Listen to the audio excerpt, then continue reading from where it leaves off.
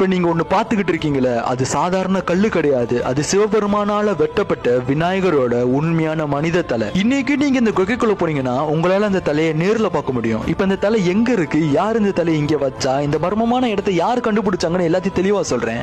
அந்த தலையோட வீடியோவையும் நான் காட்டுறேன். மறக்காம இந்த வீடியோவை ஷேர் பண்ணிட்டு பாருங்க. ஓம் நம சிவாய கமெண்ட்ல சொல்லிட்டு இந்த வீடியோக்கு ஒரு லைக் பண்ணிட்டு சப்ஸ்கிரைப் பண்ணிக்கோங்க. ஈசன் விநாயகரோட மனித தலையை வெட்டினதுக்கு அப்புறம் அவர் அதை தூக்கி எறியவோ அதை அழிக்கவோ அவர் விரும்பல. அதுக்கு பதிலா அந்த தலைக்கு ஒரு பெரிய மரியாதையை கொடுக்கணும்னு நினைச்சாரு. அதனால அவர் அந்த தலையை கையில எடுத்துட்டு பக்கத்துல இருக்கிற காட்டு பகுதியில அங்க இருக்கிற நிலத்தடி குகைக்குள்ள அந்த இடத்துல இந்த தலையை பத்திரமா வச்சுட்டு அந்த தலைக்கு செய்ய வேண்டிய தெய்வீக காரியங்கள்லாம் பண்ணிட்டு கிளம்பிட்டாரு. யுகங்கள் கடந்து போக போக அந்த தலை இறுகி போய் கல்லா மாறிடுச்சு. திரேதா யுகத்துல ரிதுபர்ண அரசரும் துவாபர யுகத்துல பஞ்ச பாண்டவர்களும் இந்த தலையை பார்த்து இருந்திருக்காங்க. அதுக்கப்புறம் ஏதோ மர்ம காரணத்தினால இந்த குகை மூடப்பட்டு யாரோட கண்ணுக்குமே தெரியல.